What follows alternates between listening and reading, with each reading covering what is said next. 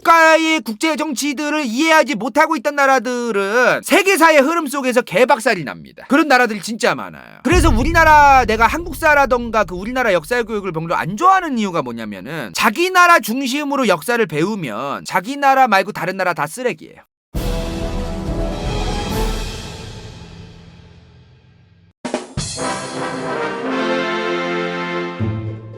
가나 1차 세계대전 이후에 이 독일에서 누가 튀어나와? 히틀러! 이 인간은 튀어나옵니다. 이게 대공황이 얼마나 무서운 거냐면요, 전 유럽, 미국 이런 곳에 이제 경제가 휘청거리니까 길거리에 나앉은 사람들이 어마무시하게 많아서 이 사람이 튀어나온 거예요. 대공황이 만약에 없었으면, 독일 경제가 꽤 괜찮았으면 이 사람 안 튀어나왔을 겁니다. 나 장담하는데 진짜로 독일의 경제가 휘청거리지 않고 배상금도 매년 차곡차곡 천천히 갚아 나갔으면 이 사람 안 튀어나왔을 거예요. 멀쩡하게 집 있었고, 멀쩡하게 차 있었고, 멀쩡하게 직장 있었고, 멀쩡하게 엄마 아빠 다 맞벌이 대기업 다니고 이러다가 갑자기 애들이고 뭐고 다 이제 굶어 죽게끔 된 거야. 대한민국 경제가 굉장히 좋았어요. 대부분 직장 다들 취업할 수 있었고, 공부 다들 조금만 열심히 하고 노력하고 자격증 시험 보면은 다들 충분히 먹고 사는데 지장이 없고 집 사는데 문제가 없었는데, 그 누구도 집을 살 수 없고 그 누구도 다 굶어가고, 이제 내 주변 사람들 다 굶어 죽어가. 그럼 뭐가 등장할까요? 우리나라에 사이비. 이럴 때 사이비가 튀어나오는 겁니다. 그리고 그런 처지에 놓인 사람들이 사이비에 잘 빠져요. 그러니까 왜 길 가다 보면은 복이 많아 보이세요, 저희한테 삥 좀 뜯기러 같이 가실까요, 막 이러잖아요. 한 번쯤 이런 생각 해봤어. 나는 저 양반들도 참, 저게 통하겠냐 요즘 세상에, 그랬는데 통하는 사람이 있으니까 그 짓거리 하는 겁니다. 그 사람들도 삶이 힘든 사람들은 겉으로 티가 안 나도 있거든요. 저는 얼굴에다가 저 지금 졸라 우울하고 졸라 삶이 힘듭니다라고 누가 써붙이고 다니는 건 아니잖아. 엮이는 거야. 그냥 그렇게 던졌을 때 그게 엮일 수 있는 사람들이 있어요. 그게. 근데 그런 사람들이 많지는 않잖아요. 정말 막 몇천 명 중에 한 명, 두 명꼴로 그런 사이비한테 이제 휘둘리잖아요. 반대로 개나 소나 다 그래. 국민들 10명 중 8명이 굶어 죽고 있어. 그러면 어떻게 될까요? 사이비 안 빠질까? 빠질 수 있다는 겁니다. 새로운 정치꾼들, 새로운 이념, 새로운 사이비들, 파시즘, 나치즘, 전체주의, 별게 다 튀어나와. 일제강점기도 대공황 전후를 봐야 돼요. 일본도 대공황의 여파 때문에 일본 내부에서도 개판이었어요. 일본은 자기들이 대공황의 여파 때문에 정치적으로 일본 내부가 개박살나는 거를, 그걸 빨리 잠재우기 위해서 군국주의와 전체주의를 굉장히 강력하고 빠르게 밀고 갑니다. 당시에 대공황 이후에는 공산주의도 더 잘 퍼지긴 했거든요. 대공황 이후에 그것만 얘기할 게 아니에요. 저 당시에는 막 별게 막 다 터지고 있었어. 막 당시에 그 미국이든 소련이든 서유럽이든 간에 당시 강대국들이었던 서구열강들, 그리고 미국, 이런 나라들이 공산주의도 조지고 싶어 했지만 그게 문제가 아니다. 지금 독일이랑 이탈리아 같은 데서 파시즘하고 나치즘이 막 퍼지고 있다. 전체주의 같은 게. 쟤네 지금 이제 뭔 짓거리 할지 모른다. 저 극동의 저 블라디보스토크 쪽으로는 일본이라는 애들이 자꾸 기어 올라오고, 서구열강이랑 미국은 공산주의도 조져야 되지만 파시즘 나치즘도 조져야 된다. 이런 입장이었어요. 근데 또 소련은 파시즘 나치즘 조져야 된다. 한편으로 저 극동의 블라디보스토크에서 일본이 자꾸 나댄다. 일본이 자꾸 기어 올라오고 하는 거야. 짜증나게 신경 쓰이게. 근데 또 독일에서 히틀러라는 인간은 공산주의자고 지랄이고, 기존에 우리 게르만 민족을 괴롭히고 계속해서 게르만 민족에게 적대적으로 행동했던 저 수많은 짜증나는 민족들 다 조져야 된다. 나치즘이 최고고 국가사회주의가 최고고 우리 게르만 민족이 신이 선택해준 민족이라면서 막. 근데요, 이때부터 독일에서 히틀러가 설치면서 영국 프랑스가 소련아 우리 좀 친해지자, 이런 스탠스로 좀 변해요. 왜? 너무 설쳐. 이탈리아, 독일, 무솔리니, 히틀러 이런 애들이 너무 설치니까 우리가 영프, 소련이 양쌍 사이드에서 얘네를 좀 견제할 필요가 있다. 이런 것 때문에 이제 좀 사부작 좀 친하게 지내자, 이런 얘기가 이제 나오던 거죠. 스탈린도 아까도 말씀드렸다시피 히틀러를 좋아하진 않았어요. 실제로 그 히틀러가 반공, 공산주의자들 다 조져야 된다고 막 소련 입장에서도 독일을 이뻐할 이유가 없는 거죠. 그죠? 그래서 이제 영국, 프랑스도 그걸 아는 거죠. 스탈린도 독일 별로 안 좋아할 거라고. 그걸 알고 있었으니까 소련을 자꾸 끌어당겨가지고 같이 이제 독일을 조질 수 있도록 몰래 이제 뒷구녕에서 이제 영프, 소 이렇게 이제 조약도 막 맺고 막 그러려고 막 그랬거든.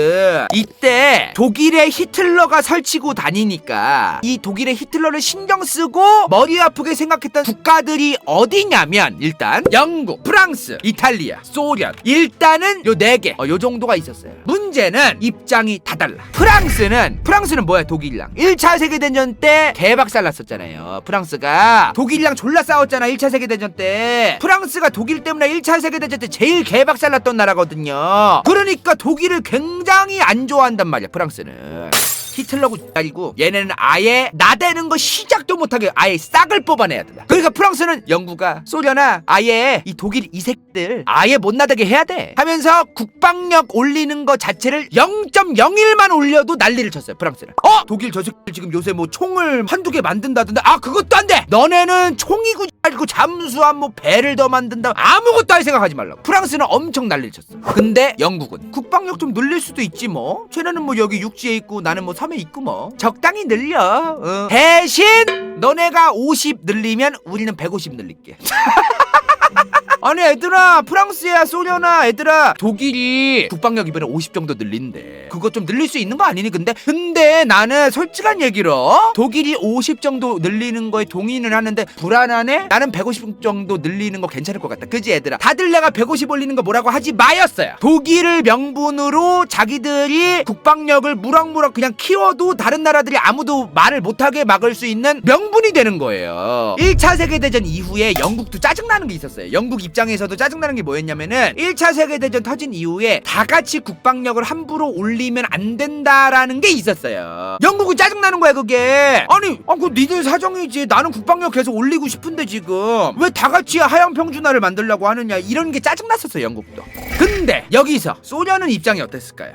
얘네 서로 지랄 연병 떨면서 좀 싸우고 있네. 얘네들 전쟁 어떻게든 나게 하고 나는 전쟁에 관여 안 하고 있다가 서로 싸워서 힘 다 빠지면 아예 다 밀고 넘어가서 유럽을 서유럽까지 소련의 영토로 공산화를 해야겠다. 국제정치는 이렇게 복잡하고 지들밖에 모르고 자기들 입장밖에 없는 거예요. 그래서 국제정치는 등신같이 멍청하게 순진하게 있다가 처맞으면 아무도 편들어줄 사람 없어. 아무도 탓하기도 어렵고. 그래서 국제정치를 잘 인지하고 있어야 돼요. 국가의 국제정치들을 이해하지 못하고 있던 나라들은 세계사의 흐름 속에서 개박살이 납니다. 그런 나라들이 진짜 많아요. 그래서 우리나라, 내가 한국사라던가 그 우리나라 역사 교육을 별로 안 좋아하는 이유가 뭐냐면은 자기 나라 중심으로 역사를 배우면 자기 나라 말고 다른 나라 다 쓰레기예요. 고구려 백제 신라 싸웠던 것도 신라가 나당연합해가지고 고구려 멸망시켰으면은 신라가 역적이 돼야 될 수도 있거든. 그런 말 안 하잖아요. 셋 다 우리 역사니까 이러는데, 그 당시로 우리가 가보면은 고구려 입장에서는 신라는 완전히 인간 쓰레기 국가예요, 거의.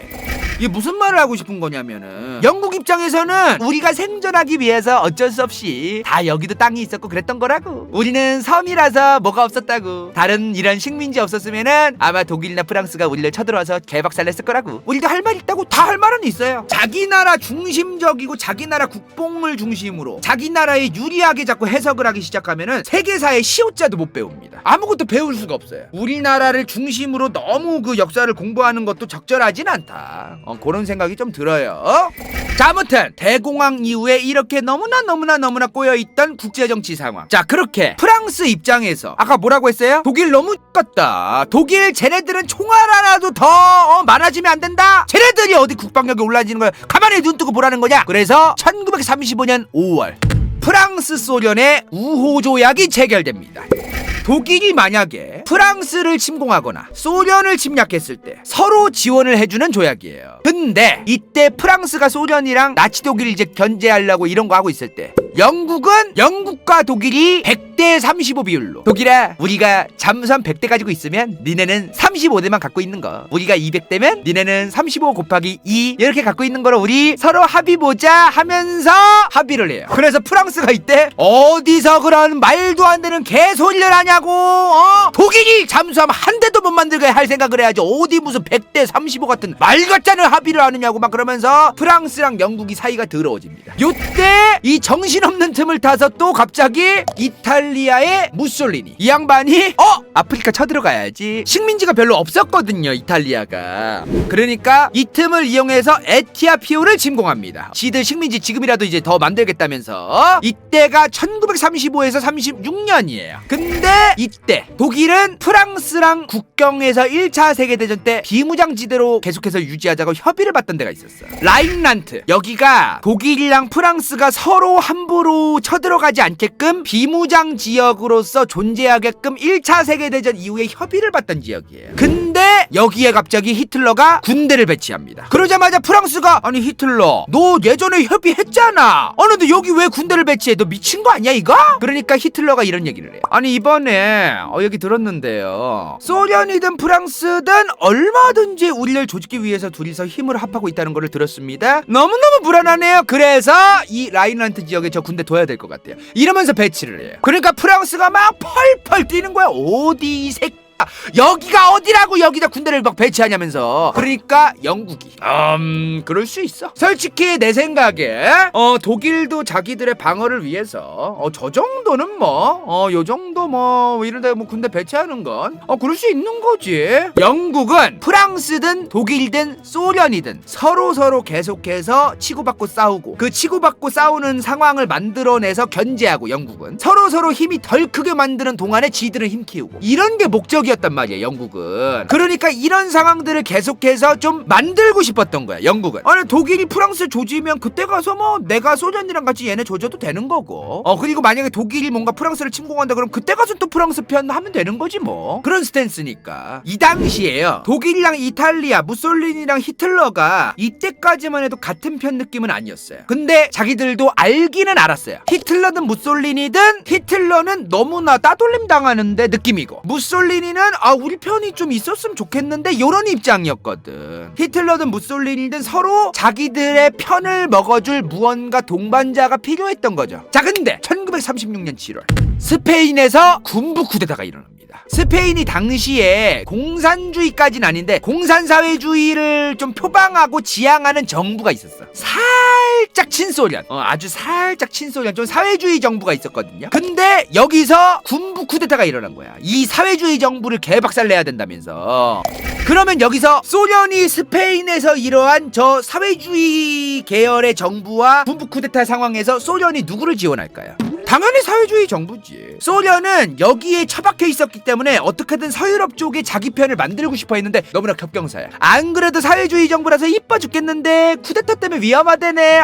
내가 또 좋아져가지고 아싸리 그냥 이때 확실하게 도와줘가지고 친소련 정부로서 아예 그냥 못을 박아버려야겠다 라고 소련은 생각할 법한 거죠. 그러면 소련이 이제 얘네를 도와줘 이제. 그럼 군부 쿠데타는 이때 스페인의 군부 쿠데타를 히틀러와 무솔리니가 지원을 해줍니다. 이때부터 히틀러랑 무솔리니가 친해지기 시작합니다. 이때부터 이제 저 군부 쿠데타를 지원해서 친 이탈리아 친 독일 정권을 같이 세워서 같이 편을 먹어서 이제 같이 이제 무언가 여러 가지를 해보자. 요런 생각들을 좀 했던 거예요. 그리고 일본과 히틀러가 반공산주의 협정을 맺습니다. 자, 얘네가 반공산주의라고 하는 거는 그냥 개소리예요. 무슨 말이냐면은 반공산주의를 하겠다는 건 소련을 견제하겠다는 건데 솔직한 얘기로 독일이나 이탈리아, 일본 입장에서 소련은 공산주의든 말든 알 바 아닙니다. 그냥 확장주의 군국주의 국가예요. 소련은 당시에 그 누가 뭐래도 유럽의 인구 최강이었습니다. 소련은 땅덩어리가 넓고 그 누가 뭐래도 인구는 진짜 탑 원탑이었어요. 소련이. 그러다 보니 다른 나라들이 소련이 그렇게 경제가 안 좋고 그래도 함부로 건들 수가 없는 거야. 인구가 많으니까. 근데 저 인구 많은 애가 얼마든지 지금 경제가 안 좋아진 국가들에서 공산주의를 퍼뜨려서 친소련 국가를 세우려고 하잖아. 소련은 경제가 안 좋으면서 자기들이 먹고 싶어하는 땅이 있으면 먹을 수가 있었어요. 왜? 경제가 안 좋으면 공산주의가 유행할 수 있는 여지가 많아지거든. 그거를 잘 이용해가지고 딱 밑작업 딱 해둔 다음에 이제 덥싹 먹고 친소련 국가 딱 세우고. 얼마나 드라마틱해. 너무나 겹경사야 소련 입장에서. 그러니까 경제가 좀 안 좋았던 국가들 입장에서는 대공황 이후에 불안한 거예요. 그래서 독일이든 일본이든 이탈리아든 간에 반공산주의라고 말은 하는 거예요. 소련한테 먹힐까봐. 공산주의가 싫은 게 아니야. 소련이 싫은 거지. 독일과 일본이 반공산주의 연대를 했던 이때가 언제냐? 1936년 10월이었습니다. 뭔가 느낌이 오죠. 스물스물 1936년, 37년, 38년, 1939년부터는 바로 2차 세계대전. 1939년에 터질 2차 세계대전으로 유럽의 역사가 흘러가고 있던 겁니다. 가나? 바로 2차 세계대전. 1939년에 터질 2차 세계대전으로 유럽의 역사가 흘러가고 있던 겁니다. 1939년 2차 세계대전이 터졌잖아요. 이거 터지기 2년 전 1937년 11월부터 히틀러는 스스로 전쟁은 무조건 일어날 수밖에 없을 거라고 염두하고 있었어요. 자, 1937년 11월에 있었던 호스바하 각서라는 게 있습니다. 이게 뭐냐면 히틀러랑 히틀러의 최측근들이 비밀리에 본인들이 회의한 거를 일부러 히틀러의 부관이었던 호스바하라는 사람이 기록해둔 거예요. 그래서 호스바하 각서라고 얘기합니다. 지금 정말로 우리가 앞으로 군비를 증강을 할 거고 앞으로 영토 확장이 필요하고 이런 것들을 히틀러의 부관이었던 호스바흐가 일부러 기록을 한 거죠. 근데요, 이 호스바흐 각서가 문제가 뭐냐면은 비판이 있어요. 얘가 2차 세계대전이 끝난 이후에 튀어나온 문서거든요. 그래서 이게 주작일 수도 있다. 나치 독일이 쓰던 그 공식 문서에 사용하던 서명, 나치 독일의 그 공식적인 도장 이런 것도 하나도 제대로 없고 이게 주작으로 만들어졌을 가능성도 있기 때문에 현대사의 역사 자료로서 부적절하다는 얘기도 있는 문서기네요. 근데 내용이 그럴듯은 하고 이게 실제로 괜찮은 역사 기록이라고 생각하시는 분들도 있기 때문에 이 호스바하 각서가 내용이 뭐였는지를 일단 설명을 좀 드릴게요. 자, 호스바하 각서에 의하면 독일은 개박살이 났었죠, 그죠? 1차 세계대전 이후에 패전했어요. 배상금 졸라 많아졌지. 근데 대공황 터졌지. 히틀러가 지가 헤쳐먹으려고 집권을 했는데 이제 독일이 어떻게 더 생존하고 더 나아져야 되느냐에 대해서 이제 히틀러도 대가리를 써야 될 거 아니에요. 독일은 독일의 생존을 위해서 영토를 확장해야 된다. 독일은 전쟁이 일어나거나 앞으로 어떠한 일이 생겼을 때 굉장히 문제가 많다. 왜? 당시에 이 독일의 영토만으로는 전쟁이 일어날 때라던가 아니면 지금 내수용으로라도 식량이 부족하고 자원도 굉장히 부족하다. 즉 우리 독일은 자체 영토만으로는 식량도 부족하고 앞으로 계속해서 큰일이 일어났을 때 대비를 할 수 없기 때문에 다른 유럽 아니면 소련 쪽의 영토가 필요하다. 그리고 영국은 다른 나라의 땅이 많지 유럽에는 땅에 티끌만큼도 없어요. 그러니까 여기 신경 쓰기 바쁘단 말이야, 대영 제국은. 어차피 그러니까 이 호스바하에 의하면, 호스바하 각서에 의하면 영국은 우리가 영국의 다른 해외에 있는 여러 식민지 쪽에서 그 식민지를 가지고 싸우는 게 아닌 이상 유럽에서 우리가 여기 영국이랑 상관없는 땅 조금 먹겠다고 하는 거는 대놓고 지랄하진 않을 것이다. 왜냐하면 영국이 제일 중요했던 거는 이 바다를 지배하는 건데 요 땅에서 뭐 독일이란 나라가 조금 땅덩어리 넓어지는 거 가지고 그렇게 뭐라고 함부로 막 난리치고 막 그러겠어 싶은 거죠. 이런 계산을 했다고 호스바하 각서에선 그렇게 얘기를 해요. 그러면서 동시에 영국은 소련을 너무너무 견제하고 싶어 했다. 그러니까 우리가 영국이 소련을 견제하고 싶다라는 거를 영국이 힘이 커진다만 생각하는데 애초에 소련이 커지는 거를 막고 싶어하는 나라들이 한두 개가 아니란 말이에요. 근데 여기 있는 나라들 중에 한 국가가 조금 힘이 세지면 알아서 견제가 되거든요. 그러니까 영국이 소련을 견제하기 위해서라도 독일의 힘이 어느 정도 세져가지고 우리가 알아서 소련 막을 수 있어라는 걸 보여주면 영국이 독일이 땅덩어리 넓히려고 하는 거를 그렇게까지 뭐라고 하진 않을 것 같다. 이런 계산을 호스바하 각서에 의하면 독일이 했다. 자, 문제는요, 이 호스바하 각서에 의하면 독일이 생각할 때 가장 중요했던 게 뭐냐면은 이러한 전쟁이 일어나긴 일어난다. 왜? 필요하니까. 독일은 식량이 부족하고 계속해서 고립될 것이고 앞으로 영토를 미리미리 확장시켜놓고 확보하지 못하면은 진짜 나중 가서 어떻게 될지 모른다. 그렇기 때문에 어떻게든 확장을 하긴 해야 된다고 결정을 했어요, 히틀러가. 그죠? 그럼 언제 저 영토를 확장시키고 확보시킬 전쟁을 언제 일으킬 거냐 이 말이에요. 그래서 히틀러가 처음에 이 호스바하 각서에 의하면 뭐라고 생각을 했냐면 어차피 프랑스에서 1943-45년쯤에 내란이 일어날 가능성이 있다. 왜냐하면 프랑스가 정치적으로 계속 불안했거든요, 당시에. 그러니까 실제로 2차 세계대전 때 나치 독일한테 아예 영토가 사라졌던 것도 프랑스가 결집도 제대로 안 되고 정치적으로도 개털이었고 불안했고 프랑스가 뭔가 내실을 다질 상황이 아니었어 당시에. 그래서 독일이 볼 때는 1943에서 45년 사이쯤에 프랑스에서 내란이 발생할 가능성이 충분히 있다. 이때 조지자 히틀러는 이렇게 생각을 했다고 호스바하 각서에 의하면 되어 있어요. 그리고 내란이 일어나고 개털되어 있고 거의 뽕 빨아먹거나 이득 볼 것도 개털 없는 프랑스에서 내란이 일어나서 독일이 쳐들어가도 영국이 별로 꺼져 그냥 니네. 독일이랑 이제 협의 잘 봐야지. 영국은 애초에 프랑스랑 동맹국도 아니고 여기 있는 모든 유럽 국가하고 동맹국이 아니에요. 그냥 영국이 볼 때 독일은 본인들이 여기서 전쟁 안 터지고 이 섬 간수 잘 되게 하기 위해서는 얘네들을 어떻게 이용하지일 뿐이에요. 그러니까 프랑스랑 같이 군사동맹처럼 비슷하게 가려고 하면서도 한편으로 독일하고는 그래 독일 너네도 좀 군사력 좀 높여 우리도 높일게 그것도 같이 한 거예요 영국이. 거지. 영국 입장에서는 프랑스가 망했네? 망했으면 뭐 이제 좀 독일이 커졌네. 이제 소련이랑 같이 독일 조질까? 아니면 독일이랑 이제 같이 소련을 견제할까? 이런 두 가지의 경우의 수가 생길 뿐이지 크게 그 영국 입장에서는 뭐 지들끼리 싸우는 거에 대해서 뭐 엄청나게 우리가 힘이 막강해지지 않느나 그렇게 뭐라고 하진 않을 거라고 당시 히틀러는 생각을 했었다는데, 솔직히 나 여기서 좀 신뢰가 안 가요. 이 호스바 문서에 대해서 독일이 프랑스를 다 처먹어가는데도 영국이 가만히 있을 거, 그거는 좀 이해가 잘 안 되는데. 아무튼 호스바 각서는 신뢰도가 좀 떨어지는 문서긴 하다. 히틀러가 저런 뭐 계획을 세웠다고 좀 그럴듯하게 그냥 쓴 문서일 수도 있다라는 굉장히 그런 의심을 많이 받는 역사 자료이기 때문에 그러한 역사 자료를 대전제로 깔고 일단 말씀을 드리는 거예요. 아무튼 이 호스바하 각서에 의하면 독일이 먼지거리를 해도 영국이 별말 안 할 거다예요, 결국에는. 근데요, 실제로 1938년 정말 영국이 가만히 있던 겁니다. 자, 독일이랑 이탈리아가 야 오스트리아 니네 내무부 장관이랑 그런 정부 관료들 다 신독일 성향의 사람으로 갈아엎어 이러면서 난리를 쳐요. 근데 오스트리아가 이제 니네가 뭔데? 일단은 상황 파악을 하겠죠. 니네 뭘 믿고서 갑자기 하세요? 우리 도와줄 나라 없을려나? 어디 없나? 하면서 이제 오스트리아가 이제 좀 상황 파악을 하고 있겠죠. 근데 보니까 프랑스는 힘이 없어. 소련한테 물어보니까 소련은 야 니네끼리 싸우든 말든 니네가 알아서 해. 나 쳐다도 보지 마 이 새끼야. 그냥 소련은 얘네들끼리 싸워가지고 힘이 전반적으로 쭉 빠져서 하향 평준화 됐을 때 밀고 들어가면서 지들이 다 해먹으려고 그랬거든요.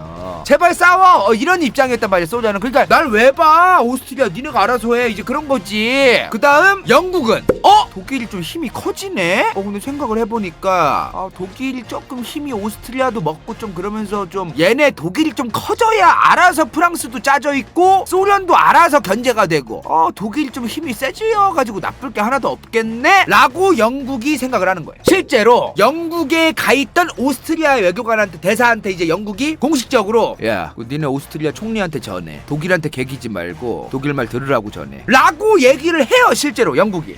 그렇게 오스트리아가 처음에는 친독일 성향으로 내각이 바뀌고 나중 가서는 점차 가면서 독일이 오스트리아를 사실상 합병을 합니다. 진짜 눈 하나 깜짝할 사이에 레알 그렇게 된 거예요. 이래서 국제정세를 잘 읽고 행동해야 되는 거야. 그러니까 히틀러는 우리가 오스트리아를 병합하고 먹어도 프랑스는 지랄할 수는 있겠으나 어차피 쟤네들도 힘이 없으니까 우리한테 대놓고 지랄을 못할 거다. 영국도 우리가 힘 커져가지고 나쁠 거 없다고 볼 거고 계산기를 두들겼을 때 이런 거 계산하고 행동을 한 거죠 히틀러가. 당시 1930년 되면 대부분의 이 유럽 국가들이 대공황의 여파도 ING였어요. 1차 세계대전 끝난 지도 아직 20년도 안 된 시점이었고 경제는 개박살나고 있었고, 그러니까 다른 나라들이 대부분의 나라들이 웬만하면은 전쟁을 피하려고 그랬어. 경제가 개판이고 나라 꼴이 개판인데 지금 무슨 전쟁을 해. 얘네 빼고 독일은 이럴 데 없어요 진짜. 지들 국민을 생각하는 사람이요. 그리고 히틀러가 그렇지도 않잖아요. 게르만 민족 위에서 다 뒤져라 싸워라 막 이러던 인간인데 이제 오스트리아를 먹었어 독일이. 그 다음엔 바로 옆에 있던 체코슬로바키아를 먹을 작업에 들어가기 시작합니다.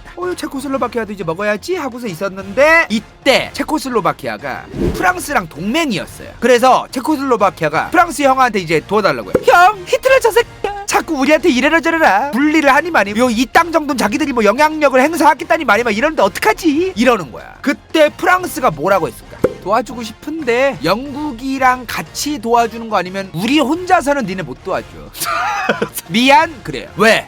프랑스가 힘이 약해지면 얼마든지 영국이 프랑스 치러 올 수도 있고, 프랑스는 영국도 안 믿고 독일도 안 믿고 아무도 안 믿는 거야. 영국이 말로는 뭐 프랑스랑 뭐 친하게 지내서 독일을 견제하니 뭐 체코슬로바키아도 프랑스랑 뭐 같이 편이라서 독일을 견제하니 뭐 그러지 말로만 그러는 거지. 프랑스도 힘이 빠지면 얼마든지 영국이 다른 나라에 있는 식민지 쪽에서 영국이 더 먹을 수도 있는 거고 모르는 거거든 이게. 그리고 가장 중요한 거는 혼자서 어떻게 도와줄 건데. 프랑스 혼자서 체코슬로바키아를 도와주기 위해서 대공황이 ING인 상황에서 혼자 체코슬로바키아를 도와주러 간다? 그것도 좀 이상한 거거든요. 그랬더니 체코슬로바키아가 소련한테 도와달라고 해요.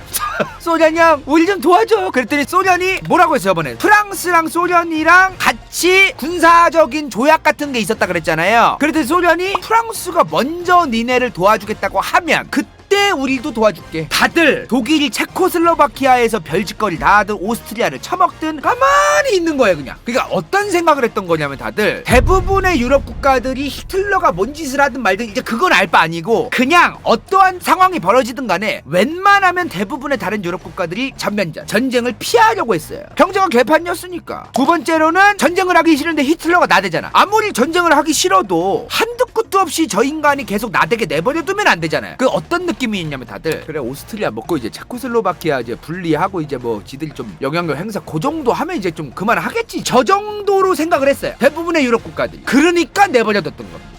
근데 그렇게 독일이 개입해서 친독일 성향의 체코슬로바키아를 만듭니다.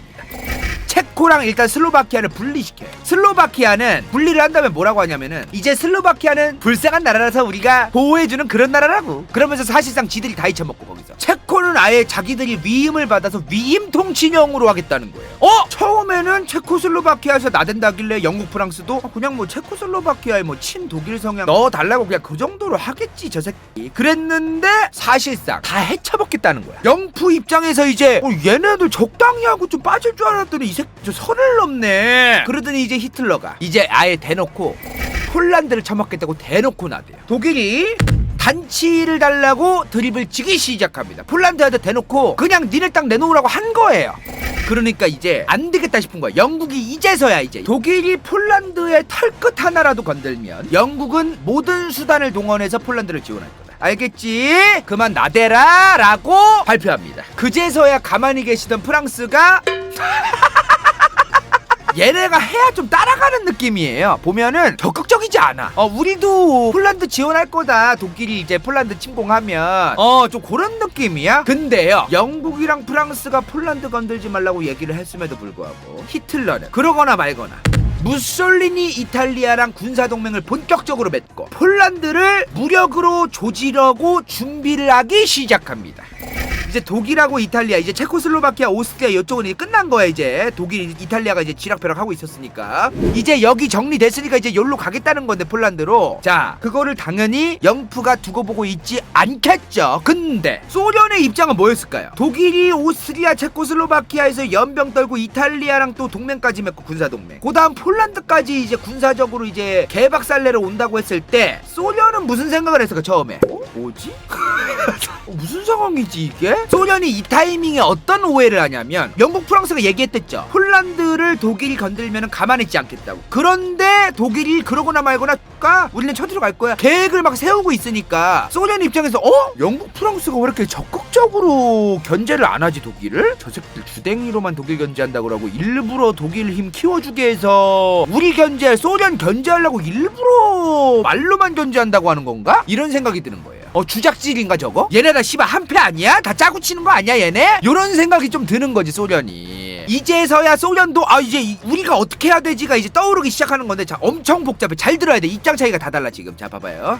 실제로 영국과 프랑스는 당시 2차 세계대전이 터지기 전부터 독일을 본격적으로 이제 폴란드 건넌다고 했을 때부터 견제를 하려고 했어요. 그리고 폴란드는 누구든 제발 저 좀 도와주세요 빨리 영프 형들 뭐 이런 입장인데 소련도 같이 도와주면 좋잖아. 그래서 영국 프랑스가 폴란드 도와준다고 했잖아요. 근데 소련한테 영프가 같이 고고하자고 하는 거예요. 그랬더니 갑자기 소련이 괜찮지 같이 도와주자 이제 그런 거지. 왜? 도와준 다음에 폴란드 쪽을 조금 떼어먹을 수도 있잖아요. 모르는 거잖아. 한 입만 할 수도 있잖아. 모르니까 저 짓을 하려고 했는데 갑자기 폴란드가 다들 아시죠? 러시아 역사 제 영상 보신 분들 러시아 제국과 폴란드의 관계 어땠어요? 정말 천년숙적이었습니다. 근데 그 천년숙적이 도와주러 온다고 하면 폴란드가 도와주러 오는데 어떤 거를 헤쳐먹을 생각으로 올려나 얘네가 라고 생각할 수 있잖아요. 그러니까 폴란드가 정색하면서 아무리 그래도 소련 니네는 아니지.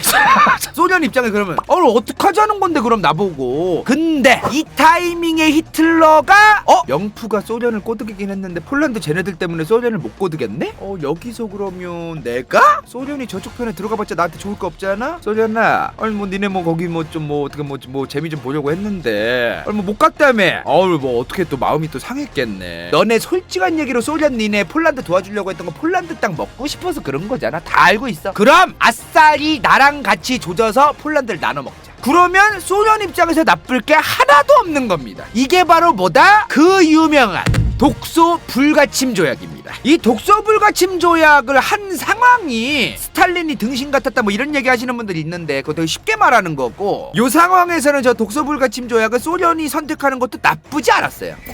예를 들어 소련은 폴란드를 도와주지도 못하는데 영국 프랑스는 독일을 조지러 갔고, 폴란드는 계속 국경 건들지 마라, 올 생각도 하지 마라 이러고 있으면 영국 프랑스랑 폴란드가 독일을 아예 다 헤쳐먹으면은 소련은 가만히 있는 상태에서 영국 프랑스 폴란드 셋이서 독일 나눠먹기 하고 끝날 거거든요. 그러니까 소련이 여기서 영프를 도와서 견제를 하면 독일을, 소련도 콩고물 먹을 게 있는데 가만히 있으래잖아 폴란드가. 만약에 영프가 폴란드를 도와줘서 독일을 이겼어, 영국 프랑스의 힘은 더 세지겠죠. 폴란드도 세질 테고 전쟁에서 이겼으니까. 근데 만약에 독일이 이겼다 그래도 없어. 얘네는 아무것도. 가만히 있으면 이득이 없는데 소련은 뭘 선택하든 이득이 있을 수 있는 가능성이 있잖아요. 그러니까 독소 불가침 조약을 안 할 이유가 또 없는 거예요. 그래서 독소 불가침 조약이 이제 시작됩니다. 히틀러가 이제 소련이랑 폴란드 반등 드립을 쳤는데, 독일 계획은 이랬습니다. 당시의 계획은 독일이 폴란드를 쳐들어가면 이제 소련도 핀란드, 발트 3국, 몰도바 그런 데 쪽으로 이제 소련도 같이 쌍사이드로, 양쌍사이드로 쳐들어가자 라는 계획이 있었어요. 그래서 너무나 재밌는 게, 그렇게 파시스트 나치즘 색들, 그 스파이 색들 그러면서 욕하던 스탈린, 그렇게 공산주의 욕하던 히틀러가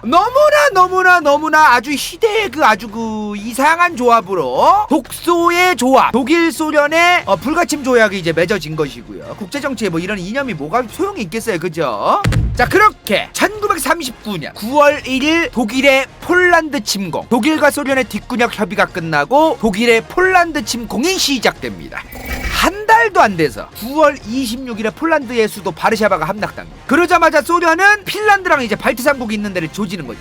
그렇게 나치 독일은 일단은 덴마크랑 노르웨이를 조져서 친나치 정권을 세웁니다. 이때 소련이 발트 3국 핀란드 조진다 그랬죠. 이 당시에 핀란드가 엄청나게 뭐 약소국이라고 할 수는 없겠지만 소련이랑 비교했을 때는 인구든 경제 규모든 뭐든 굉장히 좀 갭이 심했거든요. 근데요, 스탈린의 소련 4달이 넘도록 핀란드를 못 먹습니다. 4달 뒤에도 핀란드의 10% 간신히 먹고 철수를 해요, 소련. 이때 히틀러가 본 거예요. 독소 불가침 조약을 맺었던 이 독일의 히틀러가 소련 군대가 핀란드를 4달 동안 10%도 제대로 못 먹고서 철수하는 꼬라지를 본 거야. 히틀러가 그렇게 생각을 한 거지. 쟤네 군대 개등신이네? 생각보다 소련 쟤네 아무것도 아니었구나. 그렇게 히틀러가 소련 신경 끄기 시작하면서 1940년 5월 룩셈부르크, 벨기에, 네덜란드를 점령하기 시작합니다. 근데요, 영국, 프랑스도 벨기에, 네덜란드 쪽에서 개박살 나는 거예요. 이탈리아에서도 이제 또 도와주고 독일을. 그렇게 1940년 6월 프랑스의 절반이 날아갑니다. 이때까지만 해도요, 소련이랑 독일이 사이가 그렇게 더럽진 않았어요. 소련은 그래 발트 3국 쪽 뭐 먹고, 그리고 독일이 폴란드 다 먹으면은 분명히 폴란드 절반이랑 발트 3국이랑 동유럽 쪽도 좀 준다고 했으니까 확보했으면 된 거잖아요. 근데 룩셈부르크, 벨기에, 네덜란드까지 개박살나고, 영국, 프랑스도 나치 독일한테 개박살나고 있고, 프랑스의 절반이 삭제되고 있던 저 1940년 중후반으로 갈 때, 이 시점에 소련 스탈린이 이런 생각이 드는 거예요. 서부에서 계속 전쟁을 하다가 만약에 독일이 지면, 만약에 영국과 프랑스, 미국에게 지면은 이제 어떻게 되겠어요? 영국, 미국이 이제 쥐락펴락하는 국가가 되겠지. 영국, 미국한테 독일이 개박살나서 완전히 독일이 이제 영국하고 미국의 허수아비가 돼서 다 같이 또 소련을 쳐들어오면, 그럼 소련 떼는 거잖아요. 그래서 독일이 서쪽으로 쳐들어갈 때 소련이 진짜 목재, 식량, 석탄, 석유, 광물을 해외 수출량의 50%, 전체의 50%를 독일에게 도와줍니다. 사이 너무 좋았어. 독일이야, 절대 지면 안 돼, 히틀러 짱! 이랬던 거죠. 그때까지만 해도. 1940년 7월 이때면 언제예요? 소련이 핀란드 하나도 제대로 못 이기는 나라구나 라는 게 눈에 훤히 보였던 직후였어요. 히틀러의 눈에 당시에 소련보다 약했던 그 국가를 땅의 10%도 제대로 못 먹고, 그 10%도 4달이나 걸리고, 그 땅 꼬라지를 보고 나서 히틀러가 이제 나치 독일의 군사회의를 열었던 겁니다. 이때 히틀러가 이런 말을 해요. 영국은 소련이랑 미국이 계속 버텨주길 바라고 있다. 이게 무슨 말이냐면요, 히틀러는 알고 있어요. 영국은 소련과 미국이 계속 안 망하길 바라고 있다. 소련은 지금 영국, 미국 대 독일, 이탈리아가 싸우는 거에 참전은 안 한 상태야. 여기서 근데 소련이 망하면 동북아에서 일본이 소련 눈치도 안 보고 얼마나 나대겠습니까? 소련 눈치를 그래도 보면서 나댔어요, 일본이. 근데 만약에 소련이 망하면 여길 누가 막아 이제? 그렇게 되면 일본이 이제 이 태평양 쪽에서 너무 커지면은 유럽보다 태평양이 더 중요했던 미국 입장에서 유럽에서 영국을 도와줄까요? 나치 독일 막는 거를? 미국은 무조건 태평양 쪽의 해상 어떤 그 작전 지역을 절대로 포기할 사람들이 아니요. 저 양반들은 하와이에서 일본 주변 필리핀까지 이어지는 괌까지 이어지는 본인들의 항해의 어떤 그 반경 같은 거를 어떻게든 차지하려고 난리치던 나라거든 미국이. 그러니까 소련이 망하면은 일본이 나대면서 미국도 여기 유럽에서 나치 독일 안 맞고 그냥 일본 조지로 갈 것 같으니까 연쇄적으로 다 망하는 거예요. 진짜 이 영국의 계산은 그런 거야. 그래서 1940년 11월 히틀러가 머리를 굴립니다. 스탈린아 잘 지냈지? 유럽 쪽은 우리가 잘하고 있어. 신경 끄고 요 기회에 인도랑 이란을 쳐라. 그럼 너네 그동안 부동항 얼지 않는 그 항구가 필요했던 너네 이번 기회에 인도 먹어라. 중국도 지금 개판이라더라. 그냥 여기서 그냥 카자흐스탄 동구권 여기 이란 해가지고 쫙 밀고 내려가라 그냥 여기로. 왜? 인도가 당시 누구 식민지야? 영국의 식민지죠. 머리를 잘 굴린 거야. 지들이 혼자서 소련도 이제 유럽 서유럽 쪽에서는 신경 끄고 이제 이쪽에나 신경 써라 니네. 그 사이에 지들 혼자서 다 헤쳐먹으려고. 영국이 그러면 이제 유럽에서 계속 신경을 못 쓰잖아. 전선이 엄청 넓어져 영국도 그러면 소련이 전력을 싹 다 인도 쪽으로 빼면은 나중 가서 나치 독일이 소련을 조질 때도 편한 겁니다. 수많은 전력들을 다 여기로 보냈으니까 이란이랑 인도 쪽으로. 근데요 대숙청까지 하면서 자기 모가지 간수하는 방법을 잘 알고 계시던 스탈린인데 소련이 아무리 생긴 지 얼마 안 돼도 저기에 무슨 외교 당국자가 없겠어? 유학도 갔다 오고 외교를 공부한 사람들이 아예 없진 않을 거 아니에요. 독일이 저런 말 한다고 해서 자기들도 나름 계산을 할 텐데 바로 그래 알았어 히틀러야 네가 유럽에서 잘 헤쳐먹고 있어 나는 인도로 갈게 이러겠어? 아니지. 히틀러가 인도 가라고 하자마자 싫어. 바로 파토를 냅니다. 그러자마자 1940년 12월 나치 독일이 소련에 대해 침공을 할 계획을 확정짓습니다. 물론 계획을 확정했다는 건 뭐예요? 지들이 이길 거 생각하고 가는 거지. 지들이 당연히 이긴다는 가정하에 가는 거죠. 여기서 미리 말씀드릴게요. 나치 독일이 소련을 쳐들어가려고 한 거는 미국 때문입니다. 나치 독일이 이제 소련을 조지면은 스무스하게 이제 소련이 망하면 그러면 이제 일본이 여기서 눈치 볼 세력이 없잖아요. 일본이 동북아뿐만 아니라 뭐 오츠크에 연안 베링에 뭐 사방에서 나댈 거다 이제. 그러면 이제 그거를 얘네가 보겠냐고. 아니 여기는 함부로 돌아다니시면 안 되는데요 선생님? 아니 우리 항공모함들이나 여기 돌아다니지 니네가 뭔데 자꾸 여기서 엉기적거리세요. 죄송한데 이런 입장이란 말이에요. 미국은 영국이랑 미국이 간신히 나치 독일 지금 막을까 말까 계획 세우는데 여기서 미국이 여기를 신경 쓰겠느냐? 아니란 말이죠. 열로 갈 거란 말이지. 그러면 이제 여기서 막을 사람 누구밖에 없어? 얘네밖에 없는 겁니다. 그런 거를 만들기 위해서 소련을 침공한 겁니다. 절대로 영국 혼자는 절대로 못 싸운다 저거. 영국은 항복을 할 수밖에 없다. 그럼 깔끔하게 영국이 항복하게 될 거다. 자 그렇게 1941년 6월 22일 나치 독일이 독소불가침 조약을 파기하고 소련을 침공합니다. 가나? 자 그렇게 1941년 6월 22일 나치 독일이 독소불가침 조약을 파기하고 소련을 침공합니다. 무려 175개 사단이 어마무시한 거죠. 근데요 6월이야. 나를 잘 잡았어. 이 나라는 겨울에 가면 안 돼. 날도 따뜻하니 잘 갔어. 옛날에 이런 어떤 선대의 오늘 다른 나라 사람이지만 선대의 교훈 이런 거를 히틀러도 아는 거죠. 겨울 되기 전에 박살을 내야 된다. 자 그렇게 상트페테르부르크 그리고 모스크바 그리고 우크라이나의 현재 수도죠 키예프 이렇게 세 방향으로 175개의 사단으로 된 나치 독일의 군대가 세 방향으로 들어가기 시작합니다. 소련이 그래도 머리가 좋아. 소련은 얘네가 175개 사단이나 온다고 했을 때 겨울까지만 버티면 우리가 이겨. 버텨. 반년만 딱 진짜 쥐 죽은 듯이 버티면 무조건 우리가 그때부터 이기니까 6개월만 버티면 된다. 요 생각으로 이제 그거 아세요? 6월 22일에 175개 사단이 출발했다 그랬잖아요. 그러자마자 며칠 뒤에 스탈린이 러시아 서부 중심에 있던 수많은 군수시설 군수물자 생산시설을 싹 다 시베리아 중부 쪽으로 이동시킵니다. 옮길 수 있는 건 싹 다 옮겨놓고 있던 거는 싹 다 개박살을 냅니다. 이때 런을 하거든요 스탈린이. 이게 진짜 런탈린인 게 왜 런탈린이냐면은 이미 독일이 실제로 우리 소련을 쳐들어오고 있다라는 첩보 굉장히 구체적인 첩보가 들어왔어요. 근데 스탈린이 그거 영국이 독일이랑 소련 사이 안 좋게 하려고 이간질하는 거야 저거. 제게 나는 그런 거에 안 속는다고. 그리고 런해 그래서 런탈린이야 이 사람이. 그렇게 독소 불가침 조약으로 히틀러에게 무한한 사랑을 주셨던 소련의 스탈린이 독일에게 개대박 하이퍼 통수를 맞고 우리의 스탈린 짱 이제 와서 영국, 미국과 함께 동맹을 맺고 독일을 조지기 시작합니다. 이때부터 연합국이 되는 거예요. 와, 근데요, 이때요. 요때 1941년이거든요. 요때 이제 몇 년 뒤면 둘이 되게 사이 더러워지실 예정이시거든요, 이 두 분이. 근데 그렇게 사이가 좋았어. 나는 그렇게 사이가 좋을지 몰라. 진짜 형제들도 그렇게 안 돼요. 국가 대 국가인데도 그렇게 사이가 좋아. 시상해. 아유, 보기 좋아, 보기 좋아.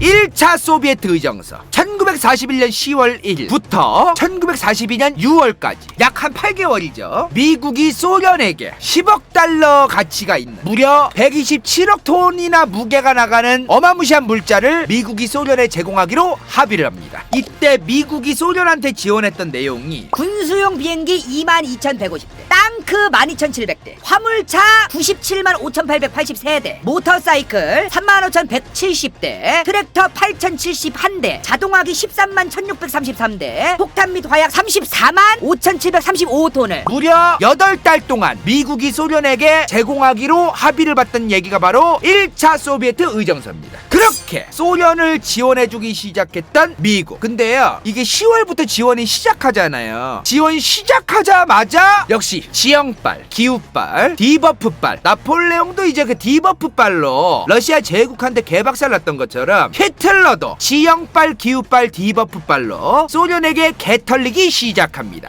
너무 추워? 처음에 나치 독일이 상트페테르부르크, 모스크바, 키예프 이렇게 세 갈래로 갔다 그랬잖아요. 모스크바 코앞에서 진격이 안 되는 거예요. 모스크바가 저 30km 앞에 있는데 그 앞으로 이제 진격이 안 되는 거예요. 날씨는 이제 10월만 돼도 엄청 춥거든, 러시아가. 그러니까 원래 히틀러의 계획은 모스크바, 상트페테르부르크, 키예프까지 싹 다 먹어버리면 스탈린이 우리랑 조약을 할 수밖에 없을 것이다. 아예 찍소리도 못하고 나치 독일이 시키는 대로 움직이고 소련을 아예 이제 못 움직이게 막은 다음에 일본이 동북아에서 나대게 만든 다음에 미국이 일본 쪽으로 가게끔 만들고 바로 이제 영국 조지면은 우리가 이긴다 라고 계획을 세웠던 건데 다 꼬인 거예요. 결국에는 이제 진척이 없어요. 나치 독일이 소련을 못 이기고 있는데 이때 저 멀리 얘네가 미국은 진작부터 소련한테 뭐라고 했냐면은 그 소련도 잘 안 걸리는 게 뭐냐면은 분명히 루즈벨트가 그랬어요. 야, 탈리나 독일 이제 얼추 막은 것 같은데 우리도 지원해주기로 했고 이제 양쌍 사이드 좀 막아라? 아니 얘네도 막으면서 여기도 막으라고 내가 1차 소비에트 의정서 때 그렇게 127억 톤인가 뭔가를 내가 주는 거지 그냥 주냐? 그랬는데 스탈린이 개소리 하지마. 개소리 노노함. 우리 이번에 진짜 수도고 지랄이고 다 작살날 뻔했었음. 우리가 무슨 지금 이 상황에서 일본을 막으러 동쪽을 가냐 이 미친 소리 하지 마라 라고 스탈린이 난리를 칩니다. 개소리 하지 말고 주기로 한 거나 빨리 줘.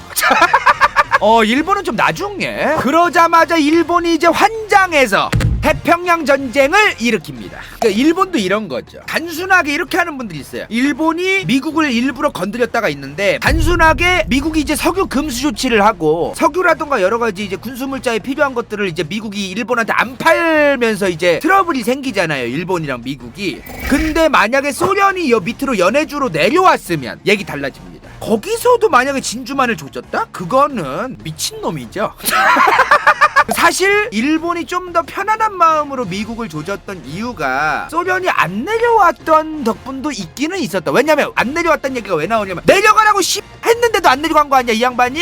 내려가라고 얘기를 안 했는데 그냥 쟤네가 저럴 줄 몰랐음도 아니야. 루즈벨트가 가 좀 했는데도 안 간 거 아니에요 지가. 그렇기 때문에 소련도 책임이 일본이 좀 더 편안한 마음으로 나대고 댕기게끔 놔두었던 경향은 있다는 거죠. 뭔 말인지 이해되시죠?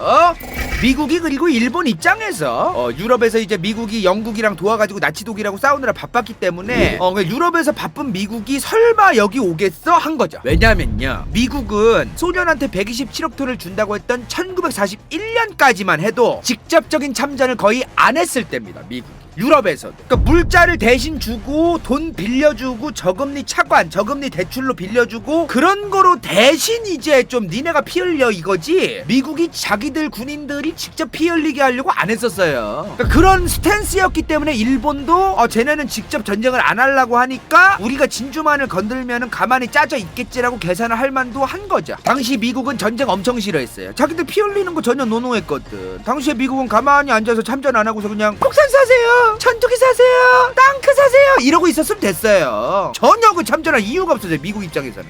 그러니까 일본 입장에서는 태평양을 그래서 건들면 미국이 전쟁 안 하고 돈 오지게 벌고 싶어하고 유럽에 무기나 팔고 이제 그러고 싶어했던 나라니까 일본이 미국을 건들면은 진주만을 건들면 미국이 스스로 왜 이래 서로 싸우지 말자, 석유 팔게 이제 석탄도 이제 잘 얘기하자라고 하겠지라고 일본은 생각을 했다. 본인들이 그럴듯하게 이제 이렇게 되겠지? 너무 기분 좋다. 이렇게 되면 이렇게 되겠지? 근데요, 영국이랑 일본은 생각이 달랐던 거예요. 영국은 소련이 작살나서 일본 너무 나대면 미국이 이제 일본 쪽으로 갈 텐데 이런 생각을 했는데, 일본은 미국은 전쟁 싫어하니까 안 오겠지.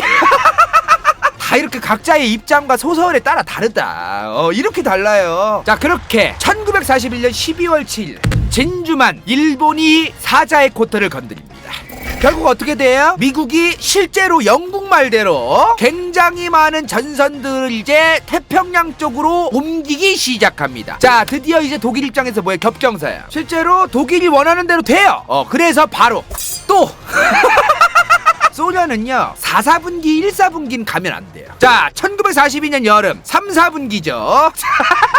독일의 소련 2차 공세가 시작됩니다. 이때도 어마무시했어. 100만 명의 100개 사단을 투입해요. 항상 독일은 소련이랑 싸울 때 3, 4 시작하면서 이기다가 4, 4분기 시작하면서 처발리거든요. 정말 이때도 그랬어요. 자, 나치 독일이 1942년 겨울이 되면서 점점 개처발리기 시작합니다. 1941년도에 처음 쳐들어갔을 때도 175개 사단이 갔다가 개처발리고 튀었다 그랬잖아요. 1942년 여름에는 100개 사단이 갔다가 처발리고 튀고 있잖아요. 그러면 175개가 갔다가 처발리고 튀었고, 다음에 100개 사단이 갔다가 튀면 남은 게 뭐야? 독일도 이제 더 이상 영끌을 해가지고 전쟁을 계속 몇 년째 했는데 1943년이 이제 되면서 더 이상 정말 힘들어진 겁니다. 이젠 오히려 독일을 소련이 쳐들어가기 시작합니다. 이제 소련도 이제 여력이 되는 거예요. 이미 1943년 되면서 사실상 2차 세계대전에서 뭐 영국도 뭐 해군이나 공군으로는 뭘 하긴 하겠지만, 솔직히요 이 2차 세계대전 내내 육지전에서 오지게 싸운 결국에는 나치 독일과 소련입니다. 1943년부터 이제 소련도 나치 독일 개박살내러 갔댔잖아요. 이때 나치 독일이랑 소련이 이제 오지게 싸울 때 미국 뭐하고 계셨어? 일본이랑 졸라게 싸우고 계셨어요. 이때 1943년에 한 번 더 물어봐. 야 소련아, 이제 좀 뭐 독일 뭐 이제 끝났지 않았냐? 반만 내버려 두고 이제 좀 어떻게 안 되나? 그랬더니 또 이때 스탈린이 이제 뭐라고 했을까? 또 개소리 하지 마라. 이번 기회에 우리도 싸그리 작작 영끌해서 독일아에 박살내려고 하는데 거기를 왜 가? 우리가 여기를 니네가 알아서 해. 나치 독일만 없으면 전 유럽이 공산 친소련 국가가 된다고. 요런 상태인데 일본을 뭐하러 가? 자, 그렇게 1944년 본격적으로 소련이 발트 3국가 동유럽을 시작으로 폴란드까지 직접 진군하기 시작합니다. 이때 1944년 봄에 소련만 내버려 뒀어도 볼만했을 수 있어요. 나치 독일이 그때 1944년 정도 되면 진짜 힘이 완전히 개박살 나거든요. 그래서 영국이랑 미국도 굳이 구태여 상륙전은 피해가 너무 심하거든. 근데 얘네는 이미 상륙이 되어 계시잖아.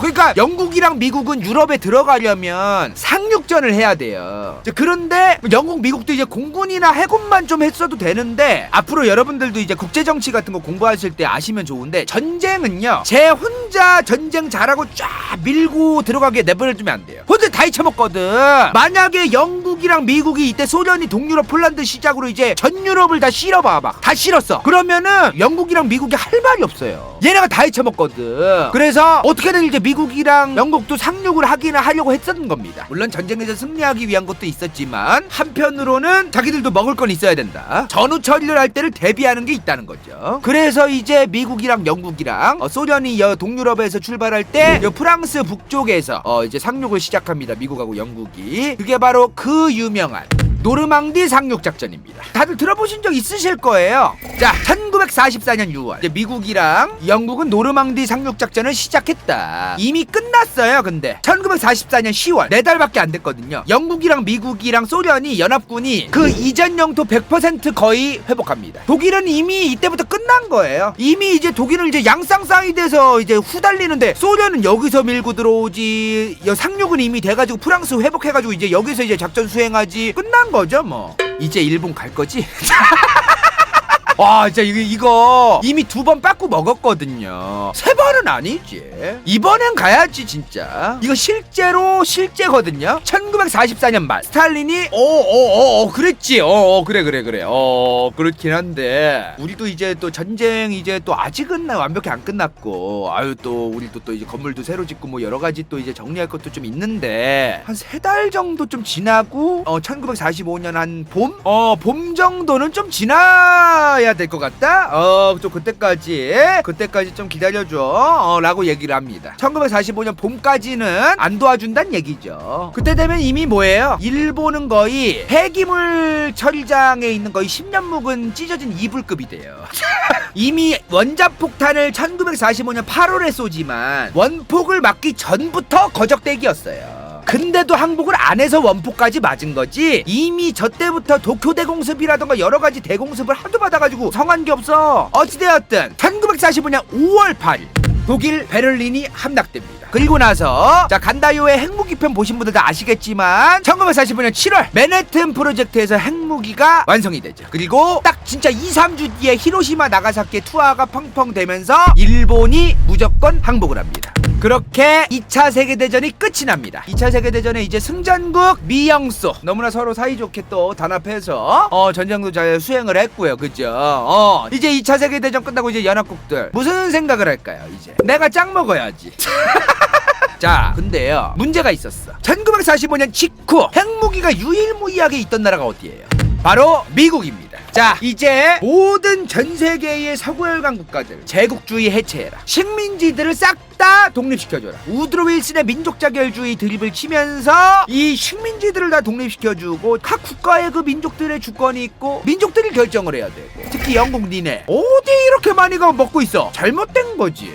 다 독립해줘라. 그리고 이제 니네 지금 전쟁 끝나고 나서 개판인데 미국이 원조를 해줌으로써 서유럽에 자립도 하고 이제 우리 미국 물건도 많이 사고 니네 경제 빨리 좋아져서 자유무역도 하고 이러면서 이제 돈 벌어야지라는 생각을 미국은 하고 있었어요. 미국이 원하는 방식대로 미국이 원하는 세상을 이제 만들기 위해서 여러 가지를 바꾸려고 이제 노력을 할 수 있어진 거죠. 미국도 2차 세계대전 때 피해가 적은 건 아니었지만 그렇다고 소련에 비할 바는 아니었단 말이에요. 몇 천만 명이 죽었거든 소련은. 그럼 어떻게? 소련은 미국 말을 들어야죠. 소련이 1945년 2월 얄타 회담에서 이미 전쟁 끝나기 전부터 유엔도 가입하고 미국이랑 같이 이제 전 세계에서 어느 정도 헤쳐먹을 국리를 하고 있었거든요.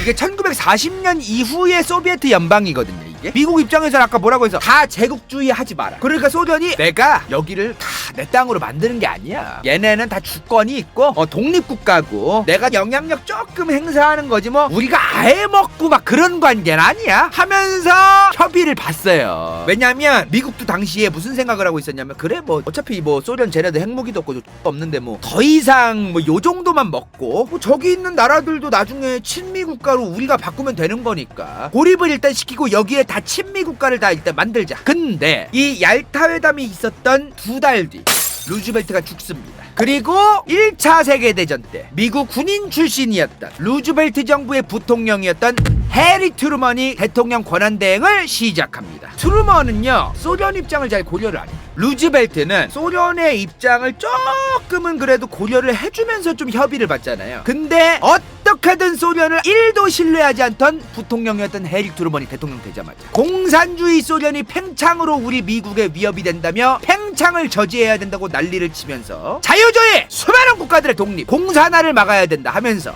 마샬 플랜을 시작합니다. 고지 마샬이라는 미국의 그 국무장관의 아이디어로 이제 시작이 된 거거든요.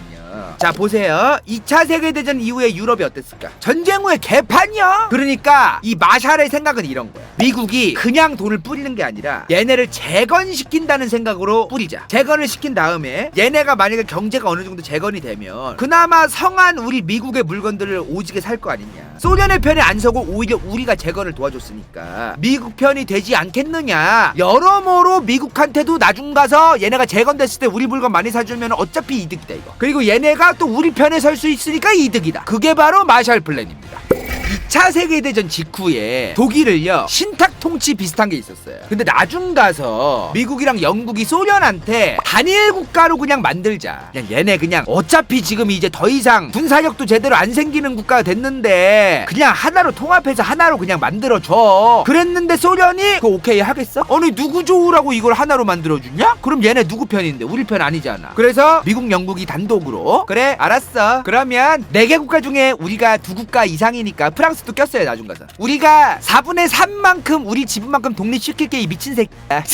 미국 영국 프랑스가 단독으로 독립시킬래? 그러면 서독 우리들끼리 그러면서 서독만의 단독 정부를 수립합니다. 그리고 나서 이제 소련이 나랑 협의도 없이 지들 멋대로 서독을 그냥 정부를 수립시켜? 원래는 당연히 미국 형아들의 말 잘 들으면서 살아야죠. 유엔도 가입할게요. 또 다 같이 함께 합시다. 이러던 게 본격적으로 미국과 소련이 사이가 개 더러워지고 쌩을 깠던 계기가 바로 이 서독만의 단독 정부를 수립하면서예요. 외교적으로 작살이 났던 시기가. 근데요 소련이 서독만의 단독 정부 수립이 될 때까지만 해도 소련이 미국한테 함부로 개길 수 없었어요. 왜? 이때까지만 해도 소련은 핵무기가 없었거든요. 근데 1949년 핵무기 개발에 성공을 한 겁니다. 성공하자마자 존나 목소리 개 커져 진짜. 바로 1952년 폴란드의 공산 정권이 들어섭니다. 1950년대 이후에 이제 동유럽, 동북권 국가들의 소련이 알아서 개입을 하고 서로의 관계가 좋아서 내가 알아서 같은 공산주의 국가들끼리 서로 친하게 지내겠다는데 뭘 서로 관계 맺고 가까이 지내는 게 뭐 문제냐? 건들지 마 이 새끼야 하면서 미국한테 꺼지라 그래요. 핵무기 생기자마자 그냥 주댕이가 어마무시하게 커져.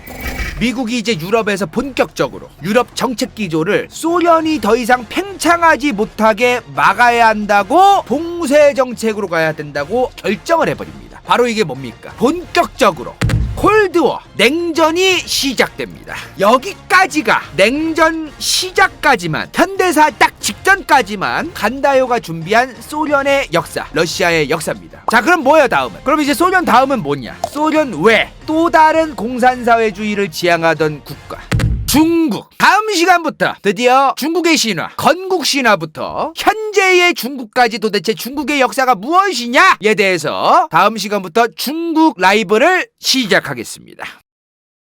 여기까지. 이번 영상이 볼만했다면 좋아요와 구독, 재미없었다면 이건 재밌을지도 몰라.